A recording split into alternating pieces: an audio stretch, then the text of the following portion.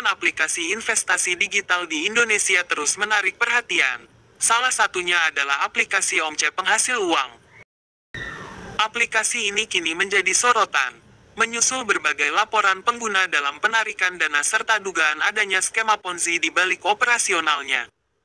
Dalam video ini, kami akan menguraikan fakta-fakta terkini seputar aplikasi Omce, identifikasi potensi risiko, serta mengupas aktor-aktor yang mungkin terlibat.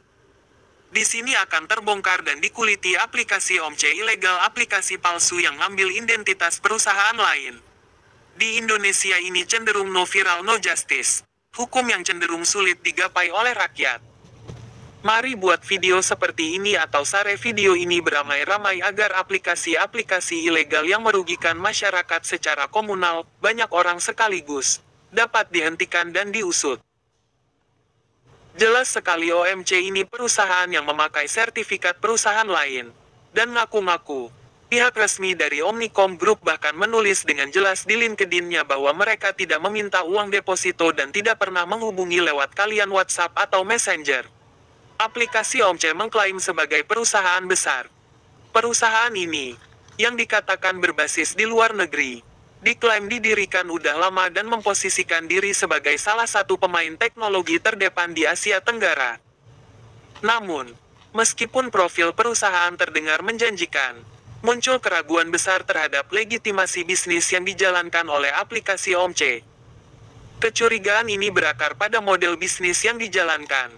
Platform ini lebih menyerupai skema Ponzi dibandingkan bisnis berbasis teknologi. Skema Ponzi adalah metode investasi palsu di mana keuntungan yang dibayarkan kepada investor lama berasal dari uang yang disetorkan oleh investor baru, bukan dari keuntungan operasional yang sah. Beberapa indikator bahwa NIT berpotensi menjalankan skema Ponzi. Salah satu tanda klasik skema Ponzi adalah ketika perusahaan tidak mampu mengembalikan uang kepada investornya. Platform seperti ini seringkali menarik investor dengan menawarkan janji keuntungan besar dalam waktu singkat. Tidak ada bukti jelas bahwa keuntungan yang dihasilkan berasal dari operasional bisnis yang nyata. Salah satu strategi yang sering digunakan oleh skema Ponzi adalah menciptakan ilusi legitimasi melalui acara-acara pertemuan yang diselenggarakan untuk komunitas investor. Acara seperti ini, yang diadakan oleh Omce di kota-kota yang sering dijanjikan, kali menjadi sarana untuk mempertahankan citra positif sambil mengulur waktu bagi skema tersebut. Salah satu aspek yang perlu diperhatikan adalah tidak adanya pengawasan dari OJK (Otoritas Jasa Keuangan) terhadap operasi Omce. OJK merupakan lembaga yang mengatur dan mengawasi sektor jasa keuangan di Indonesia, termasuk platform investasi. Jika suatu platform tidak berada di bawah pengawasan OJK, ini bisa menjadi tanda peringatan bahwa perusahaan tersebut beroperasi di luar batas legalitas yang jelas. Omce sendiri belum memberikan klarifikasi apakah mereka telah terdaftar dan diawasi oleh otoritas keuangan setempat, baik di luar negeri maupun di Indonesia. Ketidakjelasan status hukum ini menambah keraguan terhadap keberlanjutan dan keamanan platform. Meskipun mengklaim telah beroperasi selama beberapa tahun, tidak ada informasi yang jelas mengenai identitas individu yang bertanggung jawab atas aplikasi ini.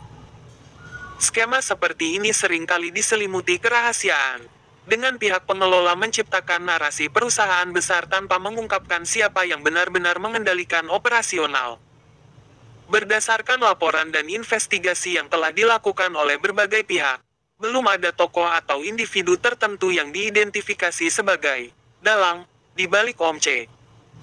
Hal ini sejalan dengan modus operasi skema Ponzi, di mana identitas pengelola seringkali disembunyikan atau diwakilkan oleh sosok fiktif untuk menghindari tanggung jawab hukum.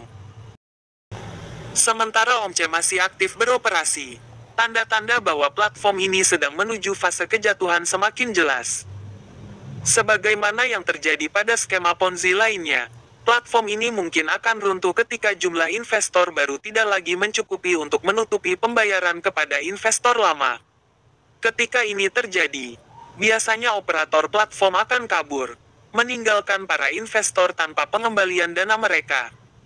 Para ahli keuangan dan pakar investasi menyarankan agar masyarakat berhati-hati terhadap platform yang menawarkan keuntungan besar tanpa dasar bisnis yang jelas.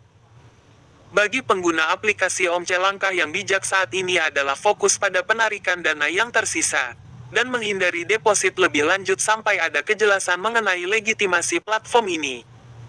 Kami menyarankan para investor untuk selalu melakukan due diligence sebelum menempatkan dana di platform investasi apapun. Omce menampilkan banyak karakteristik yang biasa ditemukan pada skema Ponzi, termasuk janji keuntungan besar, penarikan dana yang tertunda, serta tidak adanya pengawasan dari otoritas resmi. Meskipun platform ini masih beroperasi, kami menyarankan investor untuk berhati-hati dan mempertimbangkan potensi risiko sebelum melanjutkan investasi. Selalu pastikan untuk memilih platform yang memiliki legitimasi dan diawasi oleh lembaga keuangan resmi, guna menghindari resiko penipuan.